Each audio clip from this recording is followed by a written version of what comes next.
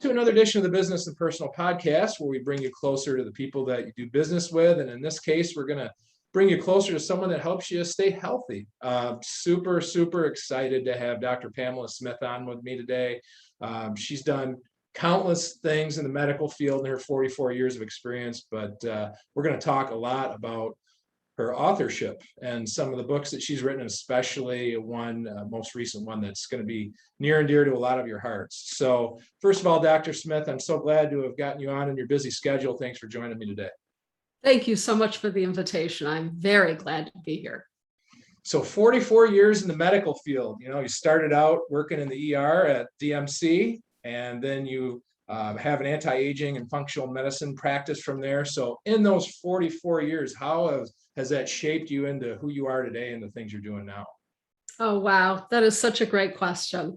I started out as an ER physician in a level 1 trauma center in Detroit, which I absolutely loved my job. It was wonderful. I got to help so many people from all walks of life. I would never, ever in my career take back those 20 years. All of a sudden, I could not sleep. I literally went to 11 different doctors, and they all told me the same thing: take a sleeping pill. I was very lucky that one of my ER partners, Dr. Cynthia Shelby Lane, told me about anti-aging medicine. It was a brand new field. They were going to run their first conference, and she wanted to know if I would like to go with her. I did, and it changed my life, and it changed what I did in medicine. First of all, at the anti-aging conference, I discovered that there were many reasons for insomnia. One of those is low progesterone. And yes, I had low progesterone. I came back and did one of the very first saliva tests in the Midwest to measure my progesterone level. It was almost zero. I was very lucky that the pharmacist at the end of my block was a compounding pharmacist. So I went down to the end of the street and said, "Gary, here's my saliva results. How much do you think that I need?" And to make a long story short, I started using progesterone and I slept like a baby.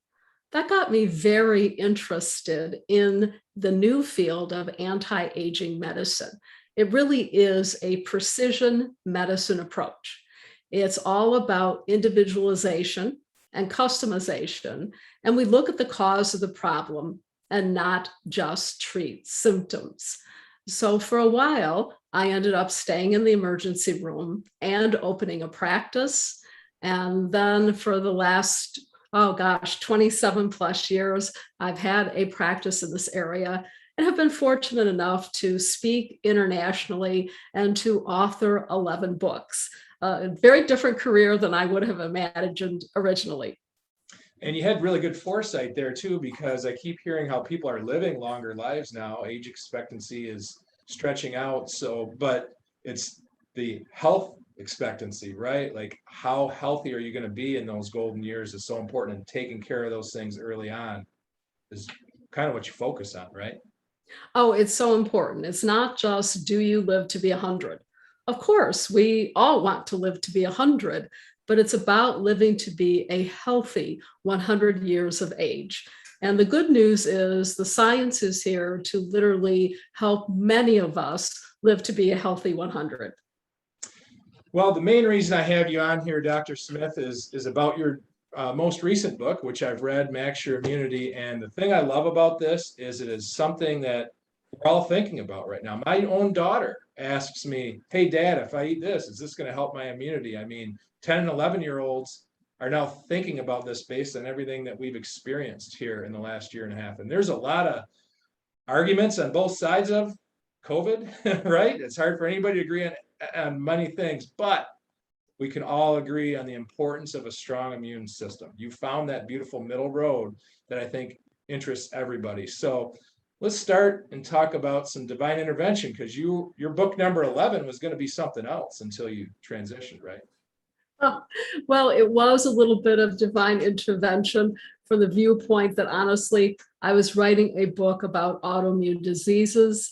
And then all of a sudden, my publisher said, hey, how about instead of writing about autoimmune, save that book for later. Let's look at the immune system itself. And most doctors, honestly, they don't know much about the immune system. Neither did I. What I really knew was that 70% of the immune system is in the gut, the GI tract. That I knew, but honestly, I didn't understand the different kinds of immune systems we have. We have two.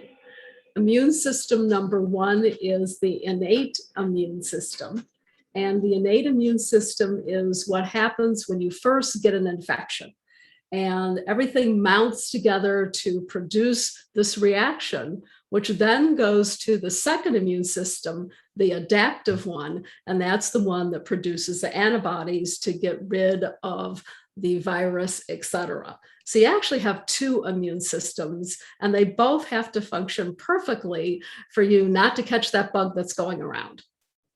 And I know you stress the importance of actually being exposed to some of the things that are going around. That's how you build up your immune system. So talk about that, how you don't want to really shelter yourself from everything out there. You do want to be exposed to some things. You do want to be exposed to different kinds of bacteria, bugs, and all kinds of other things. And the reason you want to be exposed to those is that's literally how you build an immune system. If you stayed away from all bad things, then your immune system would be compromised. And I think anybody that reads this book is going to have several takeaways of just simple changes they can make in their life. And you kind of break it down into 10 key things. And we won't go through all 10 of them right now. I had kind of some of my takeaways, but one that kind of jumped out at me is, guess what? Well, first of all, balance is the key, right? You want a little bit of everything. Stress is okay, right? Just not too much, of course, but also not too little. A little bit of stress is all right. We all have stress. Who doesn't have stress? Not just now, but even before now. We had this 365, 24/7 society where people were going crazy, doing everything and overbooking. And then, of course, we had a pandemic and everybody got even more stressed. It's about mitigating stress. So stress reduction techniques are key. Prayer, meditation, Tai Chi, yoga, Qigong, exercise, massage, breathing techniques, acupuncture. My personal favorites are prayer and acupuncture. I really do them every single day. It's imperative for you to be healthy in order to decrease stress. And there's an entire chapter in my book, Max Your Immunity, on stress. When you're first stressed, cortisol elevates. When you've been stressed for a long time, then it actually goes too low. So it's all about balance, as you just mentioned. If you stay stressed, then cholesterol, blood sugar, blood pressure go up. Your thyroid doesn't work very well, which regulates your whole body. You, heaven forbid, put on weight. There's a lot of things that actually occur when you stay stressed all the time. So calming herbs are great. I love them. Chamomile, lemon balm, adaptogenic herbs like ashwagandha, ginseng, rhodiola, they all work great. And you know what? What's another thing that leads to stress? We all have these crazy lives. We're doing a million things, trying to balance a million things. And sometimes we can't sleep at night because we're thinking about all these different things that we have to get done the next day. So sleep and lack of sleep is another huge thing. Sleep is key. There's a chapter on sleep in my book as well.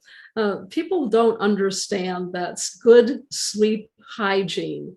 If you have stress if you don't sleep, but also your immune system is compromised if you don't sleep well. It's important to go to bed before 11 p.m. and not arise before 5 in the morning. Some of my patients say, oh, I get up at 4:30 to start an exercise program. We want you to exercise, but please don't get up at 4:30 in the morning. It changes your circadian rhythm in the body. So you want to get up after 5 a.m. and have good sleep hygiene for 6.5 to 8 hours. believe it or not, you can sleep too long. 8 hours is about the maximum extent, unless, of course, you're ill. You know, you hear about football coaches or just people that are crazy workaholics that, oh man, I got like 2 hours of sleep last night. And sometimes that's praised for, my gosh, what a hard worker that person is. But in reality, maybe that shouldn't be praised, that they need to readjust their schedules a little. Well, exercise is really important too, but you can actually have what we call an aggressive exercise program. Exercise builds your immune system. Yet another chapter. There's 10 ways to build your immune system in the book. Exercise is one of those. However, if you exercise really aggressively, 6 or 7 days a week, you do need extra nutrients. Your body gets depleted if you're aggressively exercising. So how much should you exercise? Again, 3 to 4 days a week. If you're that aggressive exerciser, then you do need extra coenzyme Q10. You do need extra alpha lipoic acid, magnesium, and other nutrients so you don't injure yourself if you're an aggressive exerciser. Yeah, that was actually the next thing on my list. You know, you would think these highly conditioned athletes that go through these rigorous exercises have the best immune systems, but if they're not refueling their body, they're actually doing damage to their immune system. So what are some things for people that do rigorous exercise that you suggest to refuel their body after a workout? Exactly. You have to refuel the body. So for CoQ10, 300 to 400 milligrams a day. Alpha lipoic acid, the same dose. Magnesium is to bowel tolerance. Magnesium, 400 to 600 milligrams a day is a great place to start. And then if you exercise a lot, we add other things like D-ribose, which is a powder, and you take a teaspoon 3 times a day. There's other nutrients you can add as well, but exercise is so important for your immune system. This next one, I struggle with it. I know you've struggled with it a little bit. Probably everybody that listens to this has struggled with it. How do you minimize your sweets intake? What are your suggestions? That's probably my hardest one. That's why I'm laughing. The sugar intake is really problematic. It truly is. I happen to really like chocolate. I happen to like sugar. There's an interesting trial that people need to be aware of. They took the little laboratory animals and they put out 2 bowls. Bowl over here had cocaine. The bowl over here had literally sugar. Guess where those little laboratory animals ran to? They ran to the sugar, not to the cocaine. So sugar is the most addicting substance on earth. I love having donuts on my birthday. I just let myself have them, once a year. But this year, first time, 67 years of age, which I turned in July, I did not have donuts on my birthday. A triumph. All right. Well, hey, there's hope for me and the rest of us then. If you can do it, we can do it too, right?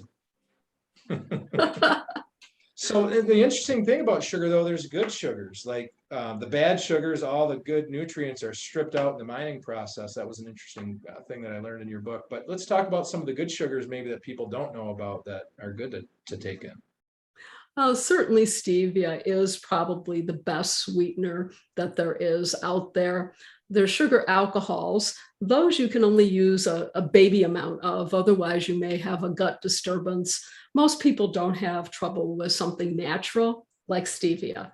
If you stick to the natural component most times in life, the body is able to adapt to that. And the next thing on my list is something that's in a lot of foods that we all love, and that's gluten. And from reading and hearing you, even if you don't have celiac disease, even if you're not on a diet that has to eliminate all gluten, you probably should minimize it anyway, just for overall health. I can certainly do testing to see if people have celiac, to see if they literally have a gluten intolerance. And there are some people that are more sensitive. If you have an autoimmune disease, and there's now 105 of them, the 105th is literally long disease Lyme, where it just stays in the body and it's become an autoimmune process. There's Hashimoto's, there's Crohn's, there's ulcerative colitis. We could go on and on. If you have an autoimmune disease, then the studies do show that you should avoid gluten. That's probably the biggest population of people. And of course, celiac is one of those autoimmune diseases. So, and you transition perfectly again, because autoimmune was next on my list. And it's one of those things, a lot of people, you hear that term, autoimmune disease, but it's literally your immune system attacking itself. Just explain what happens when you do have an autoimmune disease. Well, when you have an autoimmune disease, it is exactly what you said. So let's start with thyroid. Thyroid is basically the organ right here, and it regulates most of what happens in your body. And if you have Hashimoto's thyroiditis, then that's an autoimmune disease of the thyroid gland, where the body is literally attacking its own thyroid. Most people with Hashimoto's have hypothyroidism, meaning they have poor thyroid function. There's also Graves' disease. That's an autoimmune disease of the thyroid as well, but that's when your body is making too much thyroid hormone. So that would be a great example of an autoimmune disease where your body's literally attacking its own thyroid gland.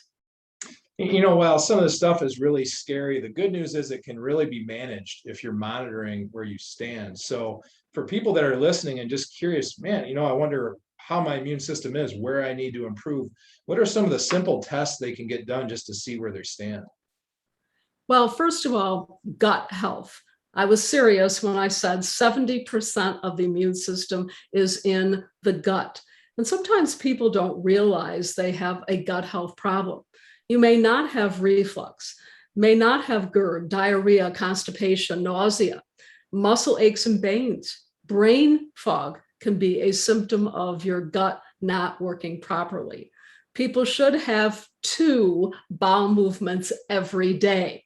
Yes, every day. Some of my patients literally have 1 bowel movement a week. That would be an unhealthy gut. So for some people, we can just give them probiotics to take, good spore-based probiotics that survive digestion. And then other people, we do recommend a gut health test. Some of my patients think that's actually kind of gross because you do collect stool, but you need the actual specimen to see what the problem is. And there's very sophisticated tests out now. There's first generation, second generation test, where we can look at everything you wanted to know about your gut. And then, of course, you may need to see a gastroenterologist, where they put a scope in you to see if there's some sort of pathology that's a mechanical problem going on. Another good thing to help in digestion is, guess what? Just old school water, H2O, makes a huge difference. So how much water do you suggest people drink every day? There is no substitute for water. There's a lot of other things that are okay to drink. It really is okay for most people to have 2 cups of coffee a day. It really is okay for most people to have 1 or 2 glasses of iced tea. Moderation is the key to health, but there is no substitute for water. If you have normal kidney function, then 1/2 your body weight in ounces every day. If you're exercising, then you need even more. And if water's boring to you, there's plenty of flavoring that you can add to it, whatever you need to do to make it interesting. But obviously, it makes a huge difference. So I like natural flavoring. A lemon, a lime, you can put raspberry in, an orange. Orange is great. Just, for people that are listening that maybe have their annual physical coming up, is there something they can say to their physician, like, hey, I want this blood test done or this test done to, what are the important ones that you think they should get done outside of just the normal blood test to see where their immunity stands? Well, to see where your immunity stands, the complement system is important to look at. So if you're going to do a sophisticated test, your primary care doctor can look at the complement system. The other thing is to see, are you inflamed? A little bit of inflammation heals, too much causes disease. In fact, every disease I can think of after the age of 40 or 45 is inflammatory in nature, whether it's memory loss, heart disease, gut disturbances. They're all inflammatory conditions. So you can do a simple blood test like a C-reactive protein that any doctor can run at any major lab, would tell you if you're inflamed. So there's some more sophisticated studies, but it is important to see your primary care physician or other healthcare provider. And of course, have your blood sugar, cholesterol, kidney function done, liver function done, etc. But there's a whole array of other tests that can be performed. And it's just the nature of life that your immune system is going to decline as you age. But the beauty of something like this, at any age, really, you can take control of it and help your immune system last longer than if you did nothing, right? I mean, it's just some of the simplest things you can do with lifestyle changes. Oh, you can. In fact, people don't realize if you fix your gut so that it's functioning perfectly, it's not just your immune system. A lot of your hormones are broken down in not just the liver, but also the gut. Serotonin, your happy neurotransmitter, 90% is made in the gut. So anxiety and depression for many people can be improved if they have those symptoms by fixing the gut. It doesn't mean if you are on an antidepressant, you can stop it, but certainly a lot of people do feel better. For hair and nails, biotin, all of it is made in the gut, B12. I mean, if you're going to choose one organ system to really work on, the GI tract is probably it. 70%, that speaks for itself, huh? It does. So you have a ton of pages at the end of your book about herbs and vitamins and the importance of those. So we could go on forever about that, but what are just some quick takes for people listening that maybe don't have a lot of herbs and vitamins in their diet? What are some simple things they can do? Well, of course, eating well and eating organic is always the most important thing to start with. You can't literally eat your way into everything, though. There's a couple of nutrients that you cannot eat your way into that are part of the fueling source in your body. One of those is coenzyme Q10. We lovingly call Q10. It's 1/3 of the fueling source, and you cannot eat your way into it. It's very important for the immune system. It's very important to decrease inflammation. You heard me mention it earlier when I talked about aggressive exercisers, but also people after the age of 50 make less of their own Q10. So at 50, we usually recommend 100 milligrams a day. The same is true of the alpha lipoic acid. That's alpha lipoic, LIPOIC acid that I mentioned. You cannot eat your way into that either. It is part of the fueling source as well. So lipoic acid at 100 milligrams a day, it leaves your body, or you don't make as much starting at 50. 100 milligrams a day helps with memory. It also helps protect your liver. At 300 to 400 milligrams a day, it helps lower blood sugar.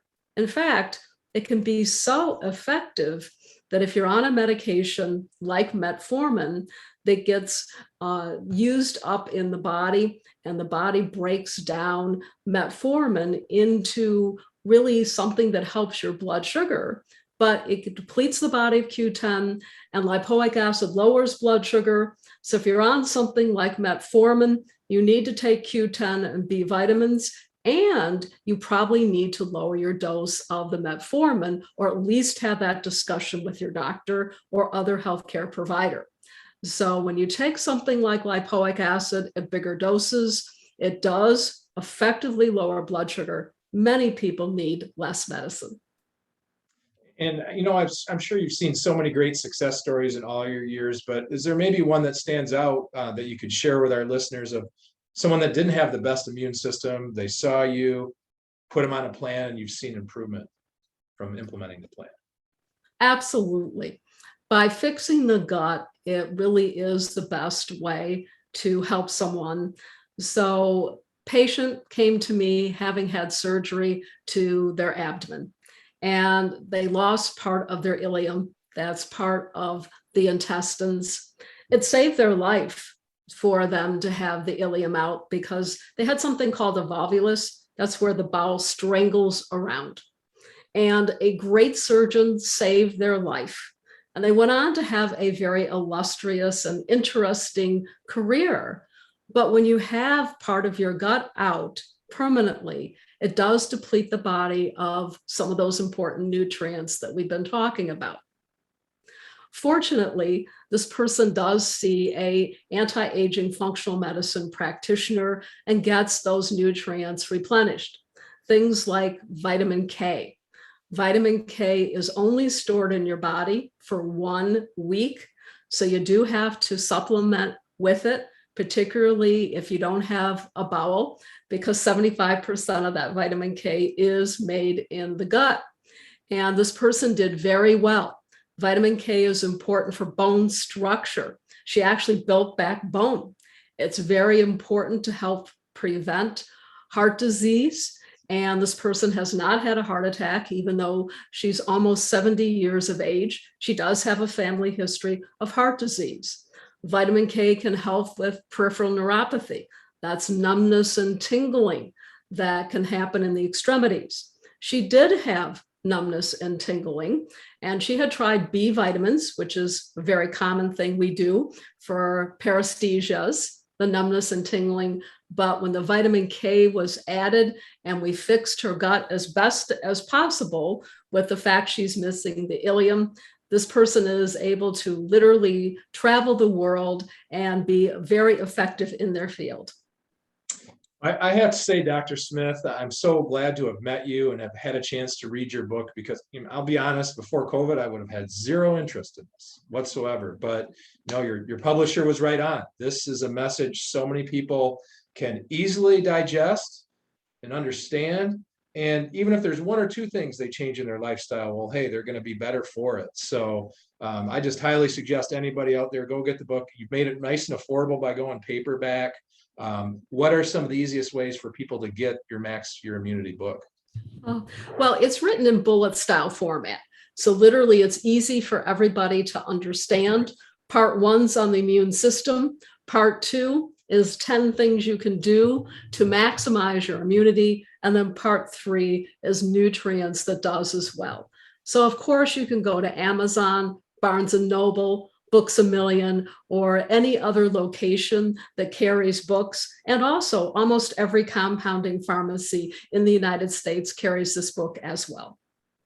And you can't stop on 11. You got to at least do a dozen. So I'm sure we've got more books coming from you down the road, right? My book on hormones, What You Must Know About Women's Hormones, the 2nd edition is coming out this winter. And in the spring is coming out a book on male hormones. Yes, male hormones are just as important as female hormones. Haven't got a title yet for that book yet. So just watch and we'll see what we end up calling it. That one comes out in the spring. Very good. Well, again, perfect message at perfect time. Dr. Smith, thanks so much for joining me today and sharing your knowledge with our audience. You are so welcome. Thank you so much for the invitation. Absolutely. Have a good one.